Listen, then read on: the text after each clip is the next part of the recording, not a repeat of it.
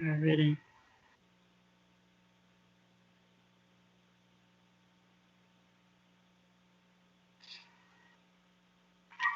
Okay, we are live now, Jackie. Okay, good morning, everyone, and welcome to our 2021 Clean Water Committee meeting. Thank you for those that have all let their names stand on this committee, so welcome back. And just a nice welcome to those that are new to us this year and replacing others before. So Danielle being one. Rhonda, help me out, if there's any other new ones on there. No new. We do have two members that have resigned, which we can talk about when we get to the committee membership. No problem. Danielle is our only new member. So I just wanted to welcome Danielle to this amazing committee and group of people. So it has been a while since we met in November, and as we were discussing earlier, not much has changed in the world outside. We're still continuing to meet via Zoom, but the good thing about that was we're still be able to get some great work done. So thank you for joining us today, and I look for an approval of the Clean Water Committee agenda and supplemental if there is any. There is no supplemental. All right. Doug Thompson will move. Thank you, Doug. Glenn Mackey will second. Thanks, Glenn. Now, is there anyone, any additions or at this time? Just a note, Madam Chair, number 6, the meeting minutes are November 30th, not the 25th. There's a typo there, and I do see a hand up from Ray. Okay. Ray, you have an addition? No, cancel that. Okay. So noted the change of the 30th, the date on the item number 6. Thank you, Rhonda, for reminding me of that. Is there anyone opposed to the agenda? Hearing none, I'll move on to the next item, and that's carried. So I'm looking for a declaration of conflict of interest, item number 3.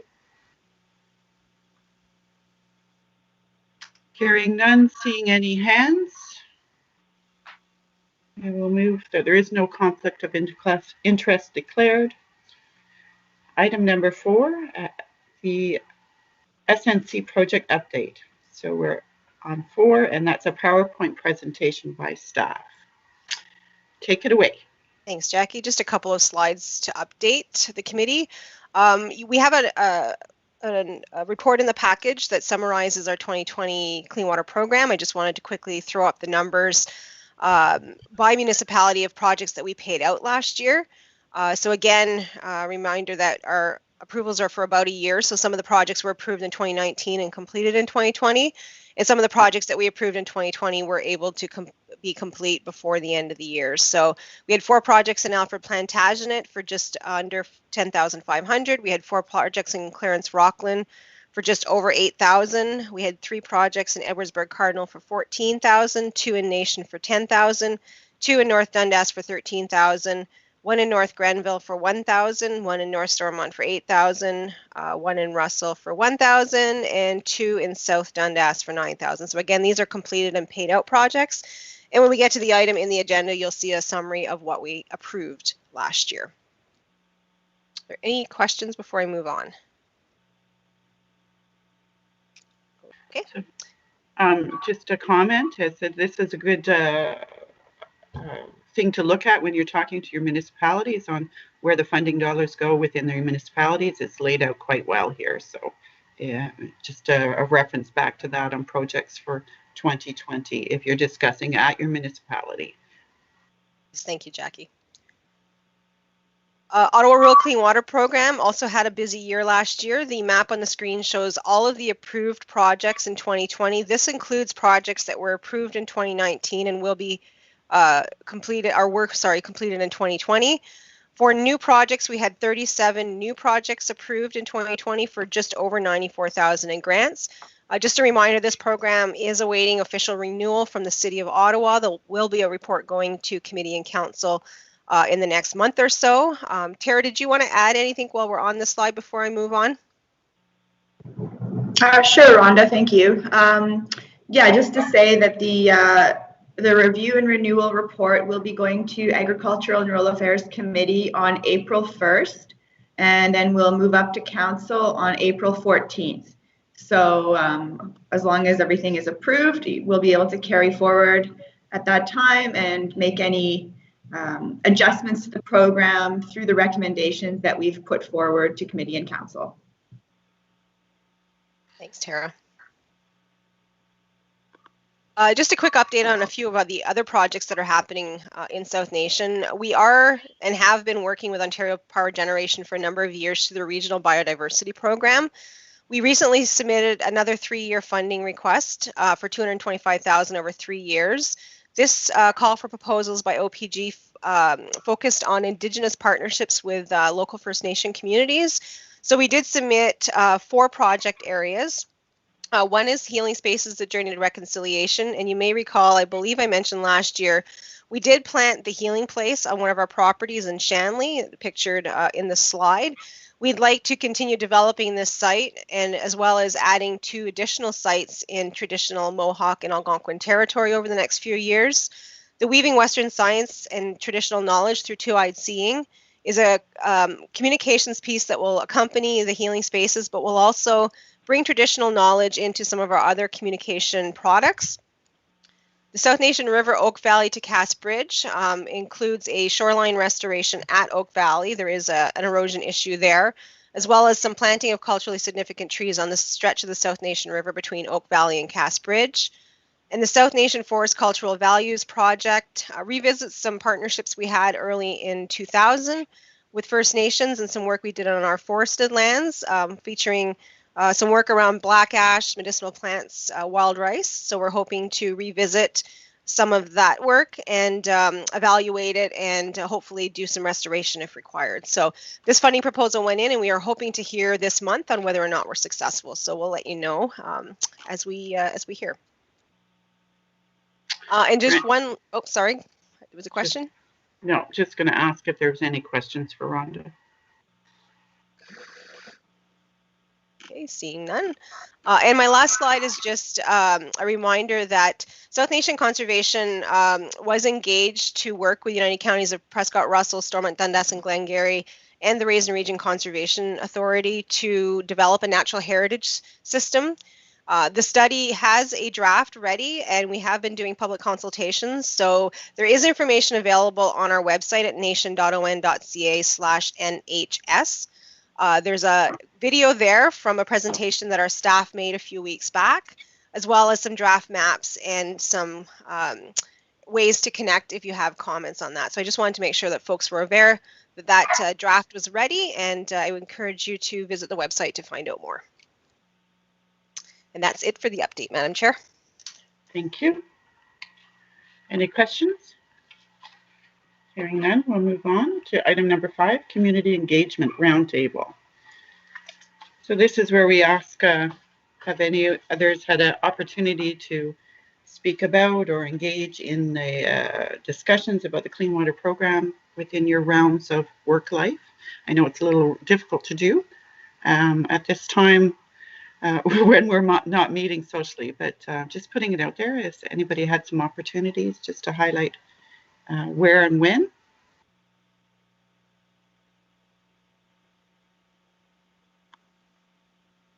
Hearing none. Madam Chair. Sorry. It's Tara. Nice. Thanks, Tara. I could mention just something briefly on this concept. It's not necessarily community engagement, but at the City of Ottawa, we are currently working to develop a RAIN, like a stormwater management retrofit public sort of public leaning program or public facing program for providing incentives to to residents in the urban area of the City of Ottawa to do stormwater management practices on their property. And so I'm part of this technical advisory committee, and I often get asked questions from other committee members about, the Rural Clean Water Program in general and how it functions and what the grant structure is like, and, how we do site visits and that sort of thing. So I'm happy to share that information with the members of the RAIN Technical Advisory Committee. It's just for, to make sure that we the program's can benefit from the knowledge from other programs. Okay, thank you. Just 1 second. I'm going to mute.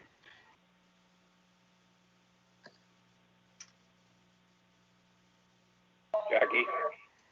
Go ahead, Glenn. Could I ask somebody to continue to chair? I have to take this call. It's a hospital call for me. Sure. Ray, could would we you just- mind stepping in?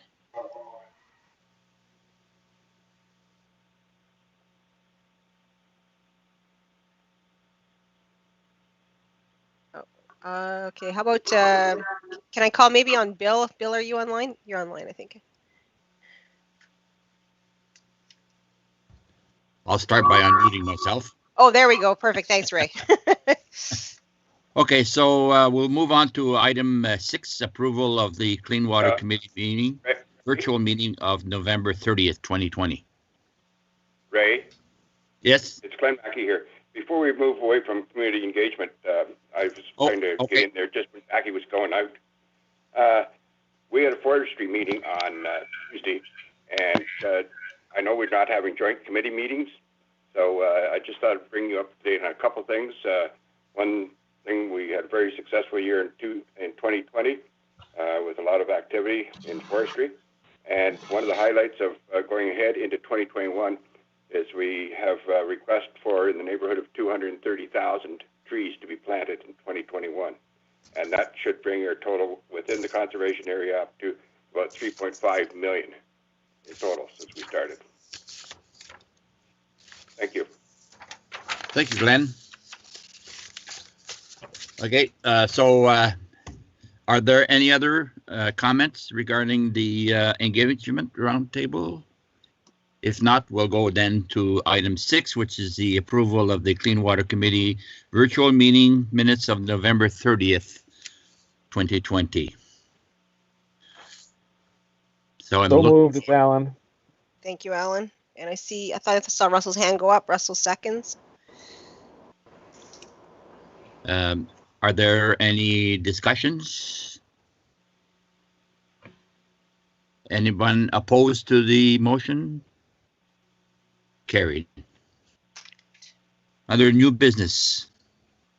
So the item A, request for approval, election of committee chair, Rhonda. Thank you, Mr. Chair. Again, every year we do hold elections to appoint a member of the committee into the chair position. In order to do so, we first must appoint an election chair. So the first recommendation you see on page 14 is the recommendation that the committee members appoint Rhonda Bouts, Team Lead Special Projects, as the acting committee chair. And further that the SNC Administrative Bylaw 15.3, all elections shall be in accordance with the procedures for election officers be adhered to. So I do need a mover and seconder for that motion, Mr. Chair. Bill moved, Francois. Yeah, I think I heard Bill and Francois. Okay. Anyone opposed? Carried. All right. So the procedure is on page 15. So just to remind folks how the election runs. So I will first declare the position vacant. I will call for nominations from the floor. I'll make the call 3 times. We do not require a seconder in order to nominate an individual. So I, as election chair, declare that the position of Clean Water Committee chair is currently now vacant. I will open the floor now for the first call for nominations for the position of Clean Water Committee chair.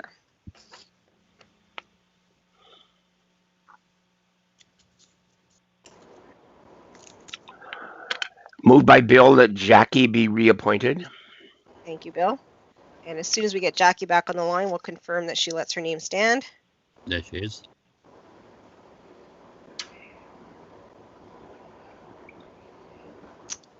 All right, while we're waiting for Jackie to come back online, I'll make the second call for nominations for the position of chair.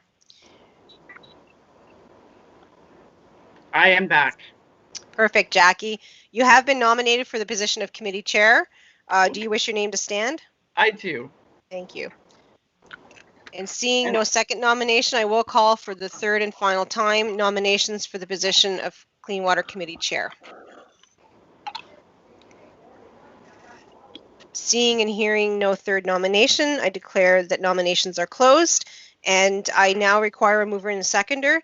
to pass the motion to formalize Ms. Jacqueline Kelly Pemberton's appointment as committee chair. So I move. I so move. By, sorry, that was Ray? Ray? Yes. Ray. And I see Doug's hand up. Thank you, Doug.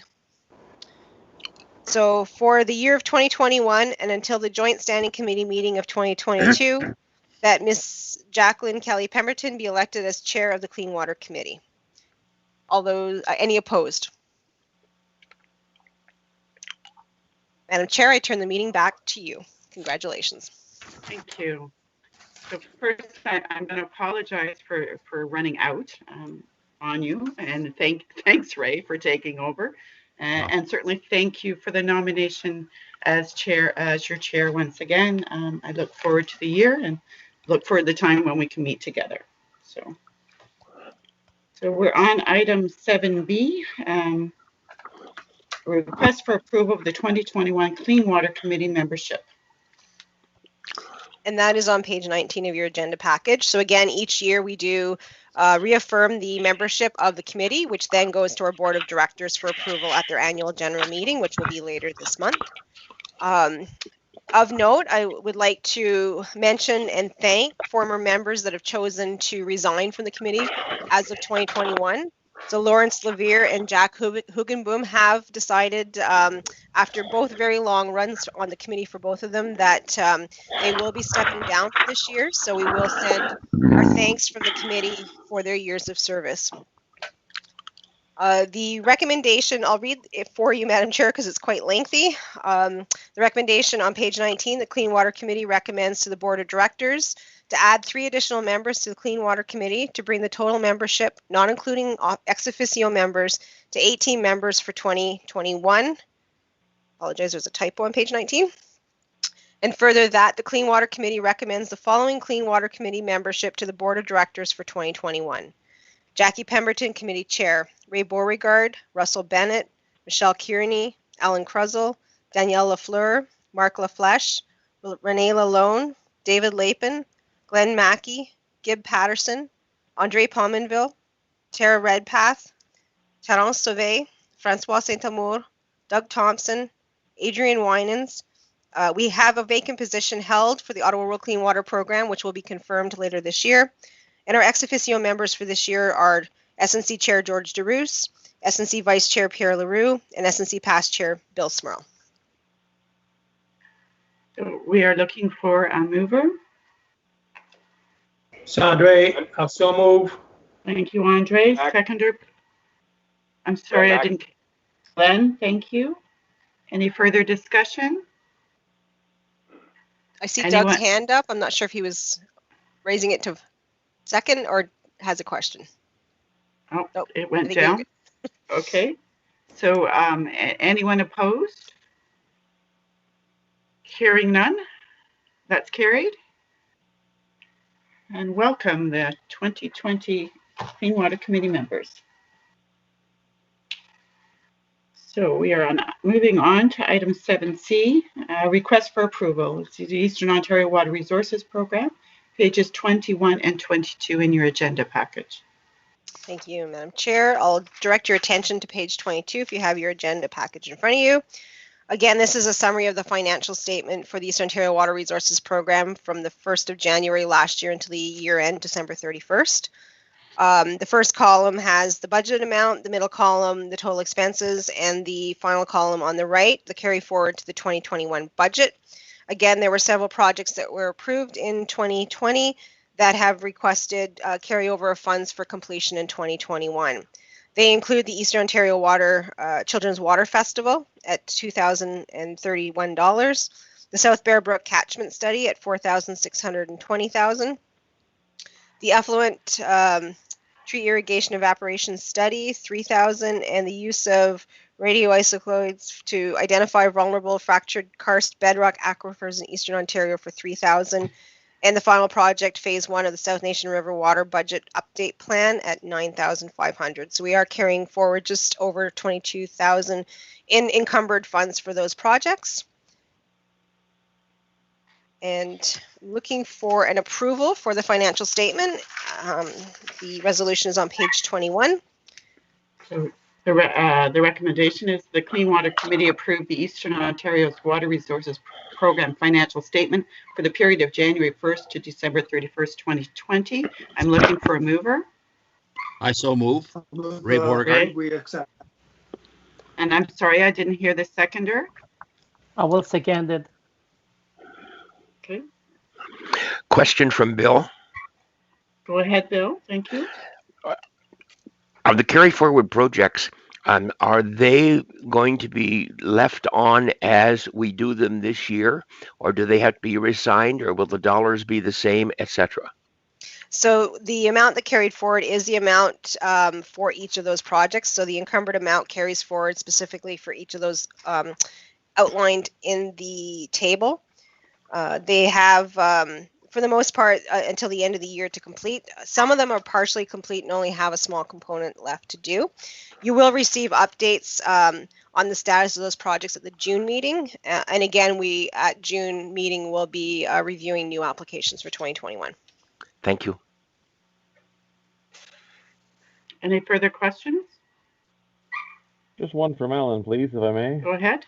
The Water Festival was a 2019 expense that's been carried forward again and again. At what point do we stop carrying that forward and spend the money? And yes, so the Eastern Ontario Children's Water Festival applied and was approved in 2019. The review by the committee, though, was after their 2019 festival, so the request was actually for the 2021 festival. Sorry, the 2020 festival. With COVID and schools being closed last spring, they were not able to deliver the festival. They were hoping to be able to do delivery in the fall, which again didn't happen with the pandemic situation. So in November, they've repositioned their project to be a virtual water festival. So it is confirmed to proceed this spring. So it should be completed by our June meeting. okay. Any further questions? Hearing none, I'll call the question. All those opposed? Hearing none, we'll move that carried. So item number D, the request for approval for the 2021 Eastern Ontario Water Resources Program, pages 23 to 29 in your agenda package. Thank you. So again, this report is the same one we've brought the last few years. It has all of the different components of the Eastern Ontario Water Resources Program, the funding application guidelines, and the budget. So I'm bringing these back for approval so that we can later this year issue the call for proposals. So at this point, the system we approved in 2019 seems to be working well, so we're not recommending any changes to the funding application or proposal guidelines. They are attached for your information in the package starting on page 25. And the rating system that we use for review of projects is located on page 27 of your package. So at this point, we're recommending status quo for those. We're recommending to issue a call for proposals in April of 2021. This, of course, will be subject to final approval of the Ottawa Special Levy, which will come likely in early May, so we should have that confirmed before our June meeting. So we're proposing to issue the call in April with a deadline of May 28th in order to facilitate review of those proposals at our June 7th meeting. So at the meeting, as we've done in the past, we'll hear from the proposal submissions, we'll rate the projects and allocate the funding based on the priority. The earwork draft budget is found on page 28 of your package. It is still draft again because we're waiting on confirmation of the $50,000 contribution from the City of Ottawa, which comes via a special levy. That normally goes to the Finance Committee for approval, usually around the first week of May. So I will bring back a final budget in June before we review projects with confirmation of that funding amount. We do have $25,000 contribution from Prescott Russell again this year. It's going towards special project of floodplain mapping, but it is coming in through the earwork portfolio. Again, I mentioned the $22,151 carry forward to those encumbered projects. So our working budget is $97,151 this year.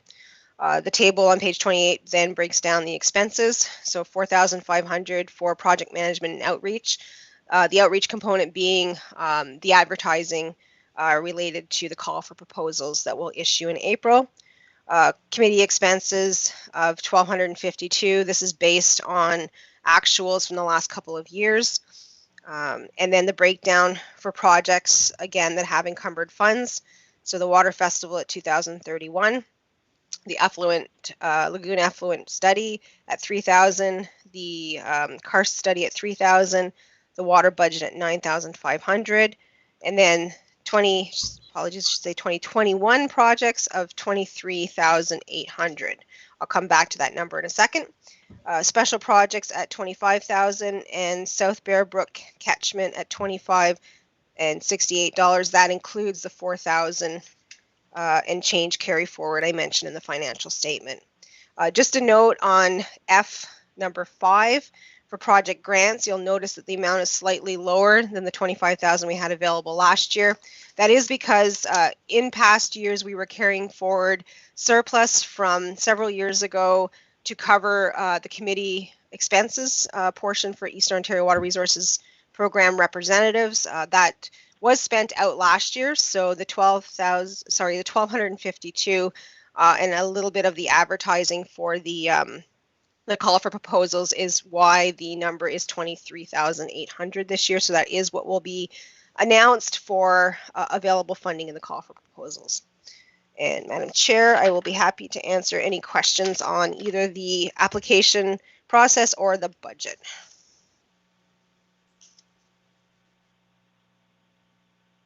Jack, you're muted. All right, is there any questions of Rhonda at this time? Clarification? Just one from Alan, if I may. Yes, go ahead, Alan, please. G2, the South Bear Brook catchment study, that 25,068 includes the 4,600 and something from 2020? Yes. Okay.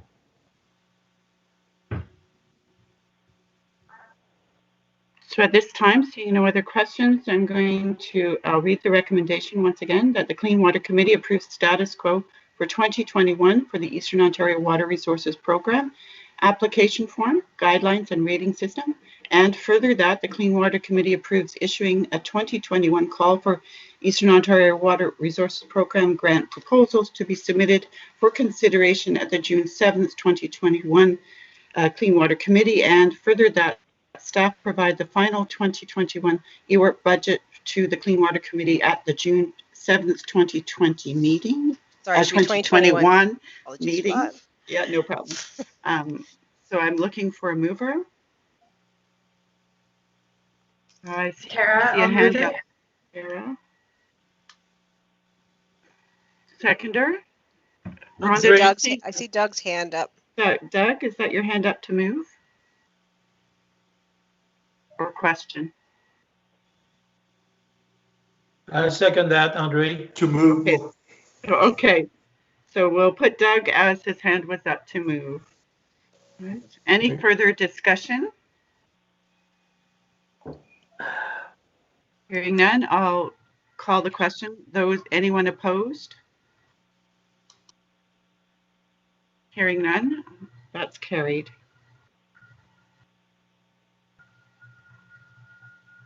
Okay, moving along to 7E, update on the 2020 Clean Water Program summary. And that's on pages 30 and 32.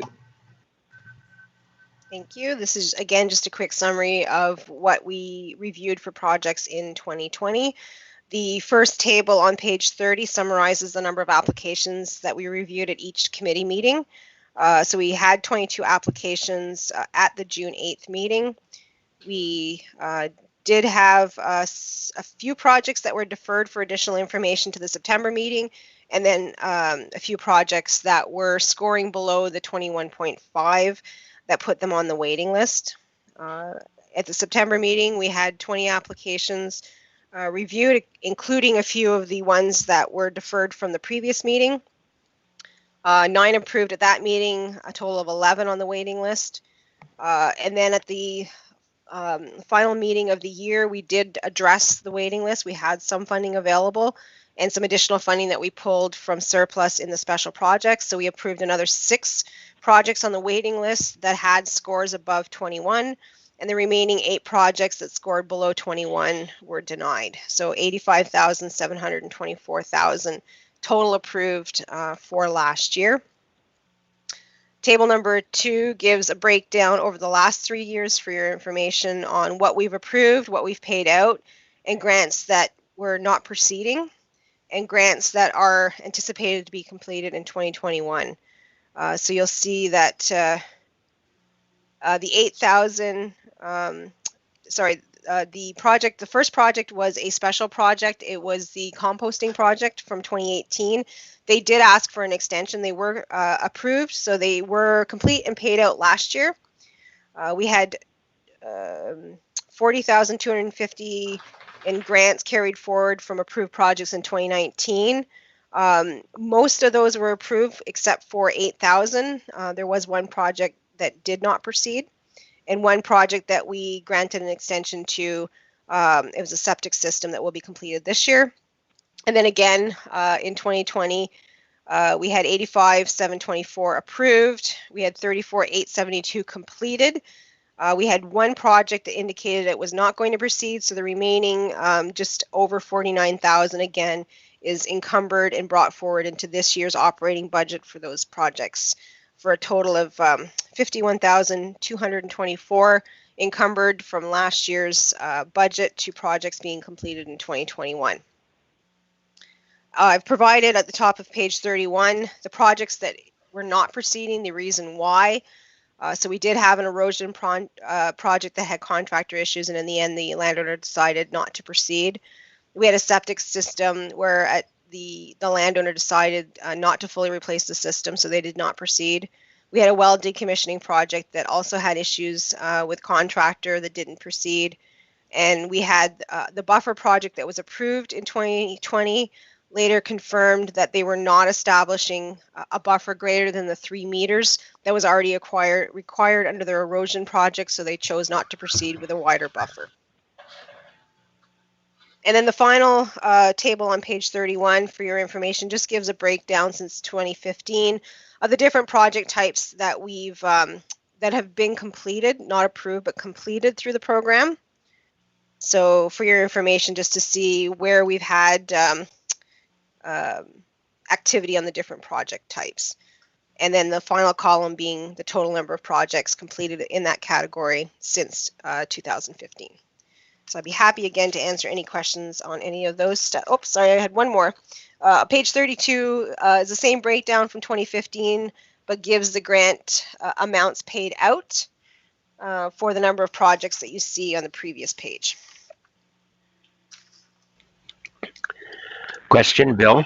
Sure, Bill, go ahead.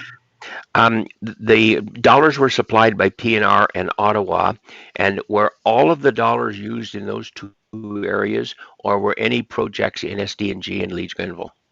So these are Clean Water Program projects, not Eastern Ontario Water Resources projects, Bill. So these ones were funded predominantly through South Nations levy, so board-approved funding.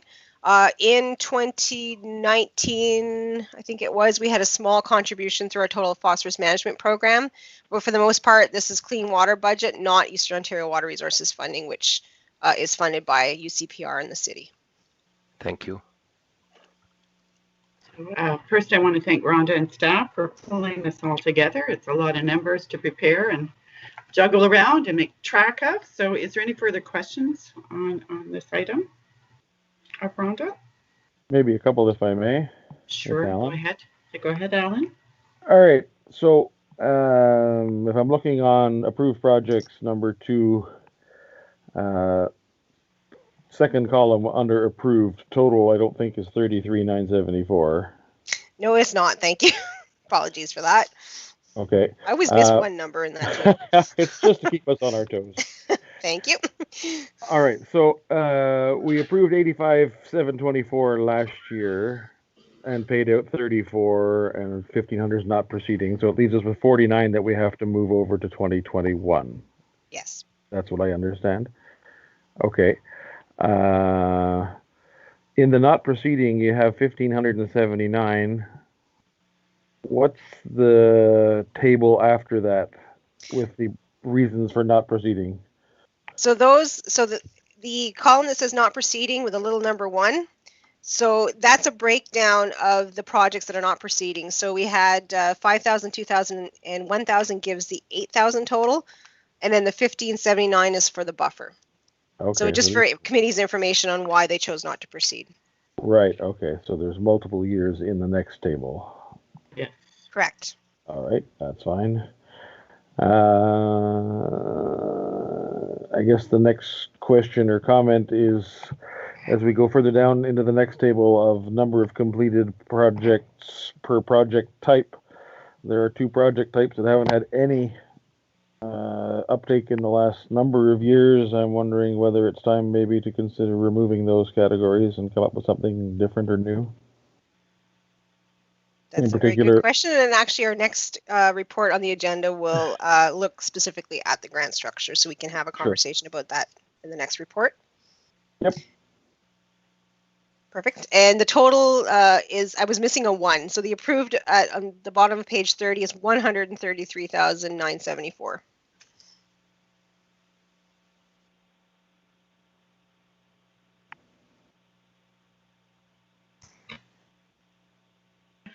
Any further questions? So the recommendation is that the Clean Water Committee receive and file the update of 2020 Clean Water Program Summary Report. I'm looking for a mover. I would so move. Renee? Renee, thank you. Seconder? Doug Thompson. Andre, I'll second. Okay, so Doug, we caught you first, so that's done. Any further discussion? Anyone opposed? I'll deem it carried. Thank you. So item F, which is on pages 33 and 34 in your agenda package, is the request for approval for the 2021 Clean Water Program Guidelines and 2021 structure. So it's back to you, Rhonda. Thank you. And Alan's question was a perfect segue into this report. So again, this is relating to Clean Water Program guidelines, rating sheets, and the grant structure. At this point, we were not, as staff, recommending any changes. We were proposing status quo. But Alan did bring up a good point that we have 2 project categories, being a barnyard runoff / clean water diversion and chemical storage. Chemical and fuel storage is usually combined. We've had one fuel storage in the past, but not a chemical storage. So the question to the committee, I guess, based on Alan's comment, is whether or not we want to leave those categories in or not. So that is one point of discussion. Also, for those that saw the email, I just forwarded to you a few days ago an email from a local contractor that I thought would be of interest regarding tile drain control structures. So it does seem like there is some additional interest happening in Eastern Ontario for that project type, which was good to see, and I just wanted to pass that along for your information. So at this point, Madam Chair, we can entertain a discussion on the grant structure first, if you would like, to follow up with Alan's question. Okay. Any questions or concerns or thoughts on this? Francois? Yes, thank you, Madam Chair. It's more like a information question towards Alan. Alan, the 2 subjects you covered, is it because most people are up to date and they do the proper thing, whatever, and it's already done and there's no need for those programs? Yeah, an excellent question. Probably not. I would suggest it hasn't been a priority for most individuals recently. Maybe they've been focusing on other things. There's always room for improvement on chemical storage for sure, but I don't think people have been paying much attention to that. As for barnyard runoff, there's probably less and less demand, especially in the dairy industry, where more and more animals are in freestall situations inside not a lot of barnyard left anymore. Yeah, yeah, and then maybe with our source protection, some of those issues have been addressed that way. Potentially a couple, yeah. Yeah, okay. Thank you. I'm just going to comment on, oh, Andre, go ahead. Oh, you're on mute, Andre. You hear me? Yes. Yes. In regard to the barnyard runoff, I had a request last year, which I don't think the project was completed, but the request was put forward, and I think the intent was to do some work. So I would suggest to leave it on. Same with the chemical storage category. We did fund one chemical storage, I remember, through the Ottawa program, either in 2019 or 2020. So we've seen a bit of activity on that one through the Ottawa program.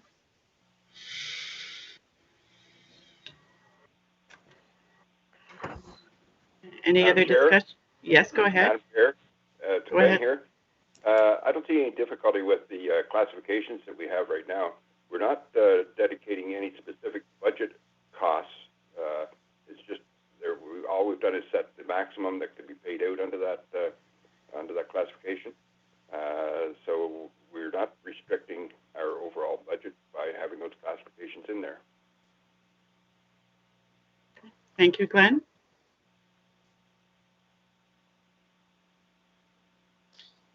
I'm just going to put it out there. Is there a possible opportunity to promote these areas as well? We could. I do have also in this report, in the next report coming up, we have put $500 in the draft budget for media. So if the committee wishes, we could do a small media campaign to remind folks of what's available for funding. We haven't done too much advertising in past years, again, because we are oversubscribed. But if the committee would like to see some messaging around specific project types, we can certainly entertain that. I'm going to put back to the committee some thoughts on that. I see Tara? Tara's hand. Yes, thanks, Madam Chair. I do have a thought, just more on the category for the fertilizer, chemical, and fuel storage.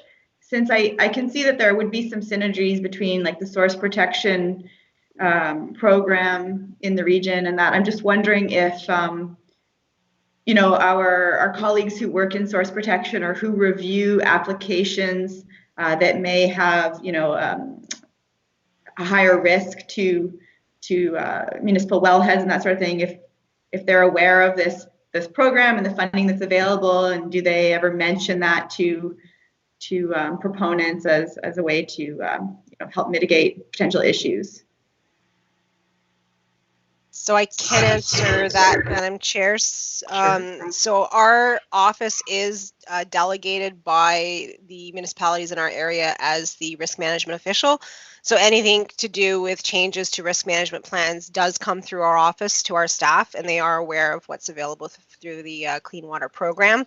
I must say that since the plans were established several years ago, we've not seen a lot of changes come in that have required work on behalf of the applicants, but they are aware of the grant programs, and for the most part, they're coming through our staff already. So ourselves and the Raisin region coordinate on that. Perfect, thank you. Hello. Andre. Yes. I just have maybe a comment or a question in regard to the promotion for this category in regard mainly to the barnyard improvement. Do you know if any work has been done to the producers association, like the beef producers and the sheep producers, which there may be some interest for these type of projects, although they may be smaller producers? We've not done specific targeting. We can, again, if the committee wishes, there is a small budget available for media. So we can reach out to the local cattlemen's association and the sheep producers to just let them know it's available. We can do that. Start by email. We may not even need to actually spend funding on advertising if we can get them to include a short note in their own communications to their members. It's a good suggestion. Thank you. Okay. Maybe one more if I may, Madam Chair. Go ahead, Alan. Thank you. The stream bank erosion control one has been fairly popular. I noticed in a couple of other clean water programs across the province, a lot of CAs will include erosion control structures, not necessarily just stream bank, but grassed waterways in fields, catch basins, these types of things. Grass waterways are not very common in Eastern Ontario, and there are some places that could actually probably make some pretty good use of them on the more sloping ground. I wonder if the committee would be interested in expanding that category to include erosion control structures like grassed waterways and so on. I believe we already have them specifically referenced in our guidelines. Lori, can I get you to check? With my screen share, I can't. Just pull up the guideline and verify. I believe we already list them, Alan, and if we don't, we can add them, but I think they may already be there. I know they are for Ottawa. Ottawa used to have a separate grassed waterway category, and again, we weren't seeing a lot of uptake, so we moved it as an eligible project under their stream bank category, and I'm pretty sure ours is the same. Okay. Any further discussion? So from what I'm hearing, I don't think there's a much of a favor to change the current guidelines and programs at this time, but definitely to look at some additions, as Alan had suggested, for grass waterways, ensuring that that may be options, and doing a little more targeted advertising. Is the committee comfortable with those suggestions? And if so, then we'll take note and move forward with the recommendation. Do I hear anybody completely opposed to that? Just going to confirm before we pass the resolution that it's in the stream bank, and if not, we'll just add that to the resolution. Just quickly reading.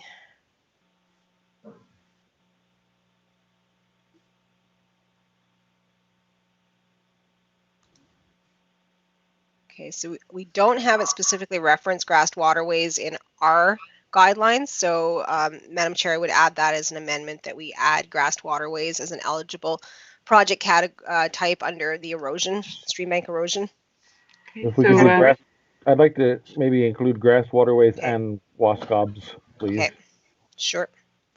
That's water and sediment control basins. Yep. First. Okay. So Rhonda, will we need a mover just for that amendment, or? No, we can amend. We don't have a mover and a seconder yet, so we can just add that amendment to the resolution. Okay. So it'll be status quo with the exception of grassed waterways and water and sediment control basins added to the stream bank erosion control category. Okay. So that's clear as mud for all? I will look for a mover. Ray? Ray, thank you. Francois? Thank you, Francois. Just before we vote, Madam Chair, can we change the names from stream bank? It's not stream bank anymore. We can just call it erosion control. Yeah. Perfect. Okay. Thank you. Good point, Alan. Right. So I will call the question. Is anyone opposed? Hearing none. Carried. Thank you. Great discussion. On to item number G, update on the 2021 Clean Water Committee Work Plan. Pages 35 and 38 in your agenda package. So page 35 just gives a quick summary of what we anticipate our 2021 year to look like. So again, we'll have our 4 meetings with this committee. Based on previous year numbers, we're anticipating around 25 grants to be approved with the budget we have. I'll chat more specifically about the budget in a moment that's attached. Ottawa Rural Clean Water Program, again, we've noted we're just waiting for that 5-year renewal to go before City Committee and Council. Again, we provide administrative support as the lead conservation authority. In partnership with Rideau and Mississippi, we deliver that program across the city on behalf of the city. So part of our role is to liaison between ourselves, the city, and the Conservation Authority partners. We do provide one interim and one final report to the city on the program. We will, once we have our program formally renewed, have a meeting of our steering committee. That usually happens once a year. And again, based on the available funds, we anticipate about 60 grants across the city. Again, that's in the 3 watershed areas for 2021. The Eastern Ontario Water Resources Program, again, we provide the administrative support and delivery through this committee. Part of our role as a project manager is to liaison with our partners and report back to them as needed. And again, this committee will be reviewing and approving proposals for the portion of the city's funding at the June meeting. And again, the catchment study, which is one of the special projects under the Eastern Ontario Water Resources Program, is the South Bear Brook catchment study. So we will be conducting field work. We've done one interim report for year 1. So we will have, at the end of the field activities and data analysis, the final catchment report study. It will likely be wrapped up in early 2022. So there is some data analysis that occurs usually over the winter months. So that's what we're anticipating to come before you this year. And if you'd like to turn your attention to page 37, we can quickly review the program budget. It's pretty much status quo from past years. The levy contribution this year from South Nation's budgeted at $105,750. Again, we have the $51,224 carried forward for the projects that were improved and will be completed this year. This year, we do not currently have and are not anticipating at this point any total phosphorus management program agreements. So our total budget with that carry forward is $156,974. So again, we have one 2019 project that was extended to 2021. It's $2,000 for a septic system. We have the remaining 2020 projects, excuse me, at just over $49,000 carrying forward. We have $60,000 as we did last year for new projects for 2021. We have 2021, sorry, there's a typo there. Special projects budgeted again at $15,000. $500 in communications, and the program staffing and program representatives at $30,250. Just a note on that special project funding of $15,000. Again, the intent of that funding is to have it available to leverage external funds through grant applications. We have at present committed that $15,000 to a federal application we submitted last year. We're still waiting to hear back on whether that funding has been approved. The timeline for that is winter 2021, so really any day now. If the funding proposal is not successful, that $15,000 will be available for, again, any additional proposals that we submit this year. So with that, Madam Chair, I'm happy to answer any questions on either the work plan or the budget. Is there any questions for Rhonda at this time?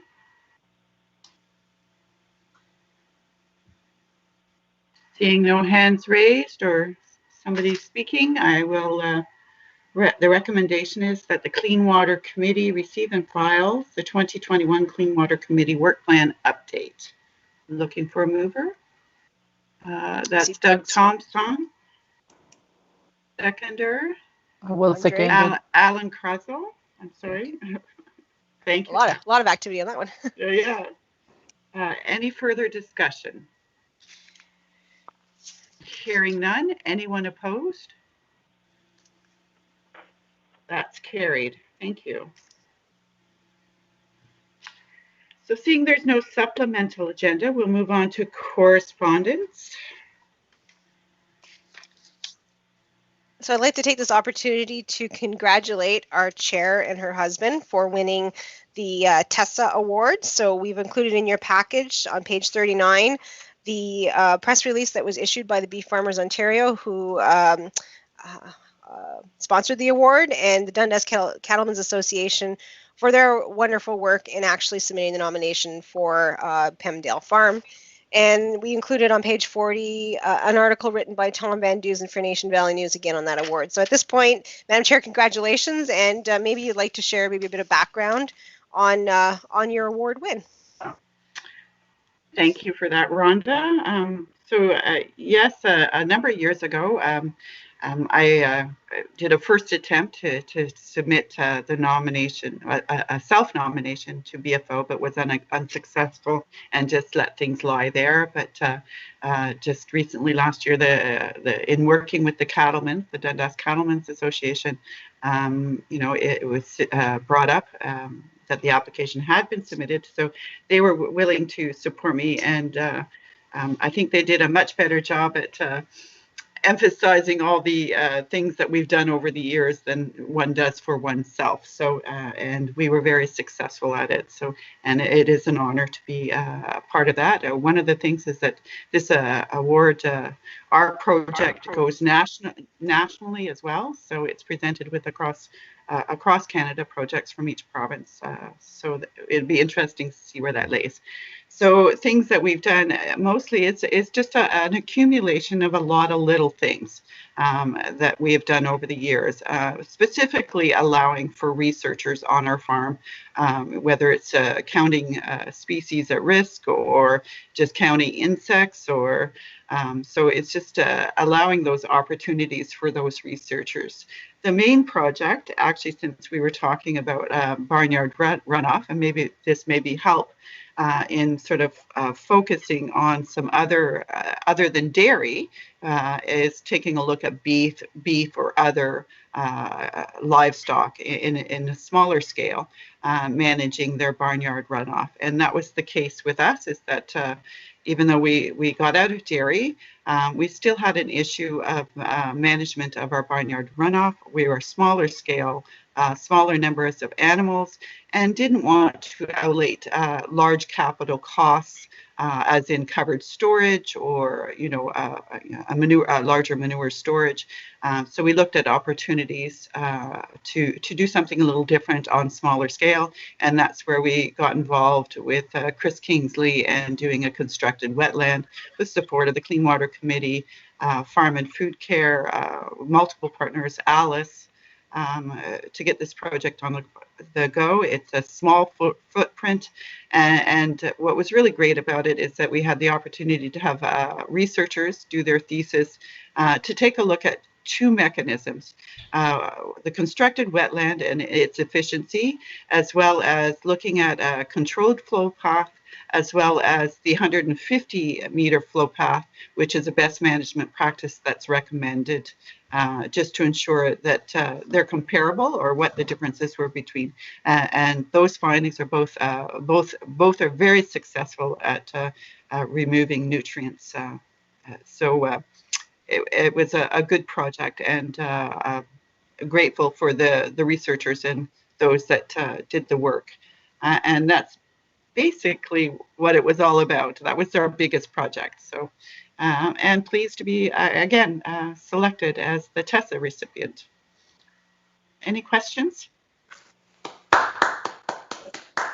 Thank you.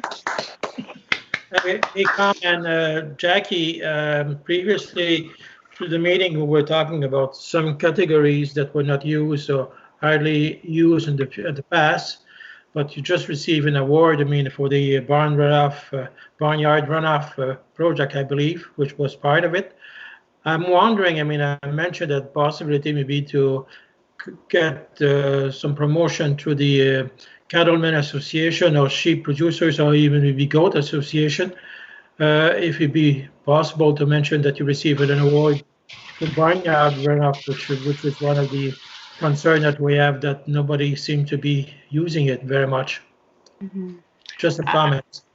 And I agree. I think there's opportunity to maybe target those smaller farms, or we're seeing less and less livestock on the landscape, and perhaps there is some areas where that there is, somebody's just, managing 10, 15 head. There's opportunities to ensure that those numbers are and nutrients are managed well within the watershed. So there is opportunity there, I believe. Madam Chair, if I may. Yes, go ahead, Bill. I want to, on behalf of the board, congratulate you and Steve for the award and wish you well as you move towards the national area. Excellent. And the years go along, and you've been very involved in many things over the years, and it sure shows the breadth of knowledge in our Eastern Ontario area. So congratulations, not only the breadth of knowledge, but the follow through. So congratulations, thank you for the work you've done, and when I'm speaking, may I also say a thank you to Rhonda, because when she was going over the reports and giving us the updates, she has a handle on it that is amazing. I'm really pleased that she has the knowledge in that area and is able to give us the updates. So thanks to Rhonda as well. Thank you, Bill. Thank you. Thank you. All righty. So now that the bouquets are done and no bricks, we'll move on to item number 10, which is the date of the next meeting. And that is scheduled for June 7th. So everybody check their calendars. That definitely will be a 9 a.m. start. We will be reviewing applications both under the Eastern Ontario Water Resources Program, Clean Water Program, and Ottawa Rural Clean Water Program. Jackie? Yes, go ahead. I know we didn't add this to the agenda, but Rhonda did send us out an email about control structures. Yes. Is there any opportunity to address that email? Sure, we can discuss that item. Rhonda, if you just want to refresh what the email was Yeah, in give me regard. 1 second. That's okay. I am pulling it up too, so. As am I. With screen sharing, if I pull it up, it'll pop up everything. So give me one. I just gotta find where I sent it. All right. Yes. So it came in from a local contractor, and actually it was timely because it came in last Friday just before our meeting. So they were inquiring whether or not there was funding available for the control structures. It seems they're now in high demand, which is good to hear. But there were some comments around the use and installation being somewhat time consuming. There needs to be training for farmers, on how to use them, asking if there was any training available. And then there was some suggestions around or questions around the application process and is there a way to speed it up? And they also provided some interesting yield increase results from the use of farms that have the control structures, which again, pretty much just verifies the work that Agriculture and Agri-Food Canada had done several years ago to show that these units, when they're operated properly, can actually increase yields, especially in years of drought. There was a note on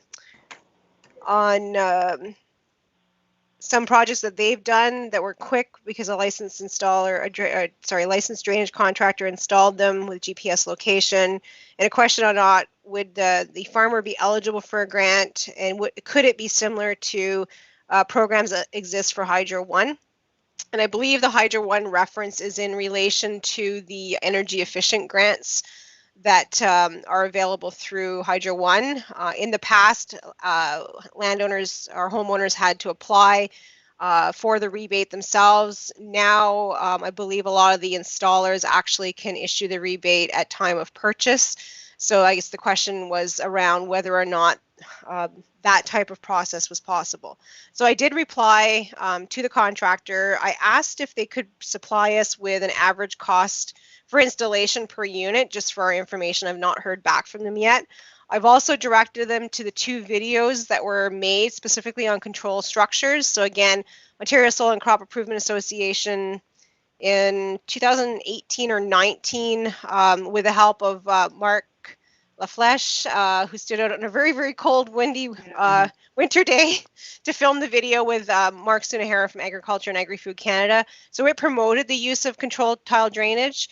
And then we followed up with funding through the Eastern Ontario Water Resources Program, the Ottawa Rural Clean Water Program, to do a accompanying video that talked then on how to actually operate. So how do you put in the check dams? And again, we brought back Mark to star in that one for us. So they're available on our YouTube and our Clean Water Program webpage, actually specifically on the Control Tile Structure Grant page. So I've let the contractor know those resources are available as well.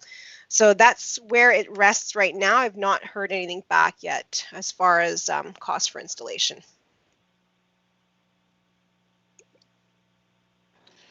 It's Andre.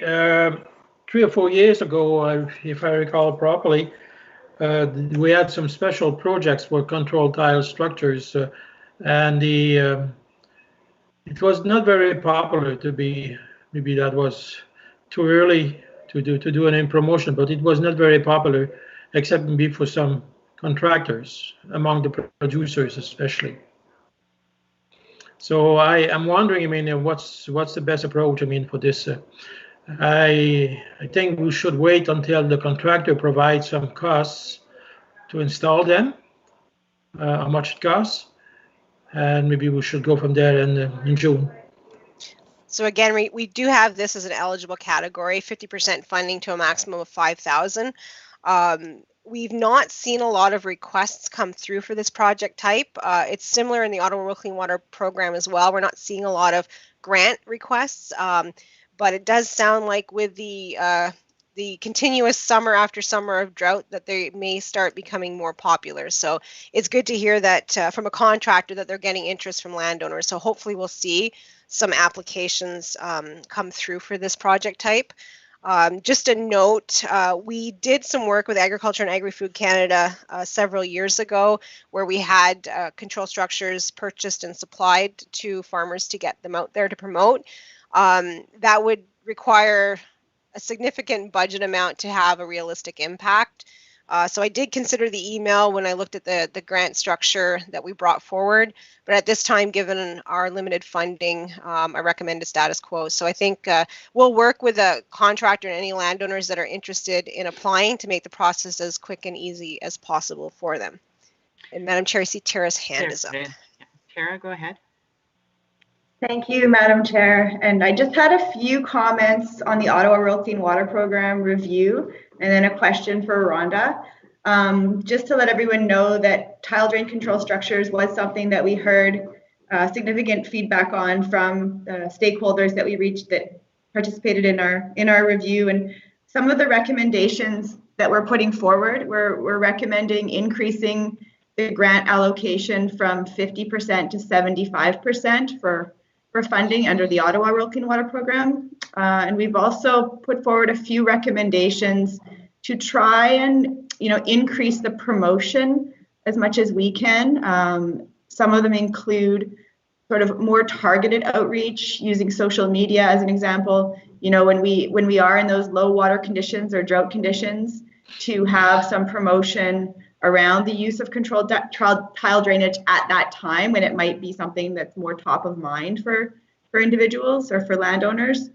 And the other recommendation too was around reaching out to contractors, like the one that contacted us, to see their willingness to promote our program and the funding that's available. So that's kind of leading to my question for Rhonda. Do you see that the contractors that are supplying these devices, is there an interest? Would they be willing to, have some brochures on hand or promote our programs and the funding that's available? I don't see that as being an issue. We've often had them do that for us in the past. So again, I'm not sure if all the contractors are seeing as much requests as the one who emailed us. The one who emailed us, I know has been working with the control structures for a number of years. But we can certainly reach out through the Drainage Contractors Association to ask for some help on promoting. And again, we can point them to the resources that exist between those two videos as well at the same time. So Andre, you have a question? Well, it's basically a supplement to Tara's comments. Do you know if any work has been done through Tile Drainage Association in regard to the control tile structures installation, cost-wise, or maybe if they figure it will come by itself?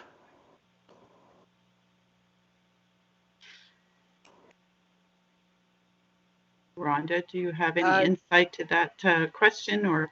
I don't know if there was any specific comment or outreach on the Ottawa Rural Clean Water evaluation side. I'll leave that piece of the question to Tara.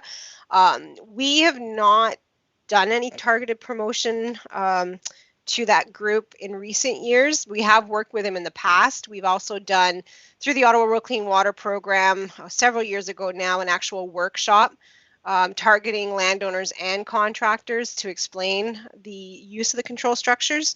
So that was done probably about 4 to 5 years ago now. So it's something we've done in the past, just not recently, again, because we've been oversubscribed, so we haven't done a lot of advertising, but I think we can easily do some targeted promotion and outreach because there is a local land improvers chapter for Ontario. So we do have a way to connect with the local contractors quite easily. And Tara, I don't know if you had anything to add from any of the review process, if there was any feedback specifically from contractors. So yes, thank you, Rhonda. As part of the review, we didn't directly reach out to contractors on this. Although what I can say is I have been lucky enough to visit Jordan Wallace's farm over near North Gore, where he's owner of GPS Ontario, and he has been installing tile drainage in some of his fields, and also looking at how the yields improve with this practice. And the numbers are not top of mind right now, but my understanding is that there can be a significant increase in yields when you have these devices installed on your land. And so I think, of course, there's going to be a cost, but that may also be partially offset by the higher yield and the increased productivity of the land. And then one number that did stick in my mind that Jordan Wallace mentioned was that they're seeing at least a 30% decrease in the amount of nutrients that are, running off the fields. So from a clean water perspective, a 30% decrease is pretty substantial, I thought. So those are just some observations that I had to add.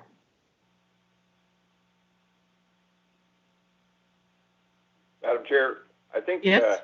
If we could have some specific examples, concrete examples of the increased yield, like this suggested here, it was half a metric ton increase in yield and valued at $540 a metric ton, $270 an acre. That, if you've got 50 acres, that's a considerable amount of increase in revenue. And I think based on some of the figures that we could work out, that there could be a cost recovery for the farmer within even a year, even if he is limited to $5,000 grant. Mm-hmm. I can just follow up on that as well, because we did do work with Agriculture and Agri-Food Canada about 8 to 10 years ago. So they actually did specifically look at the yield returns. So the numbers they have published are, of course, a little bit dated now, but I believe, if memory serves, it was on average a 3 to 5 year payoff based on yield increases for the actual installation of the structures. Again, given the recent years and the droughts we've had, that may even be less than the 3 to 5 that they had reported at that time. So that information is out there and published from Agriculture and Agri-Food Canada. So it could be something that we package into a promotion piece that we send out to contractors. And I think I saw Alan's hand go up at some point. Yeah, I saw it go down. Do you have something to add, Well, it was Alan? just we have somebody on the call that we might be able to tap into in Mark to be able to ask some a third video questions to. So third video maybe on yields? Our video star, Mark, what have you been seeing for yield increases from the installation of your control structures?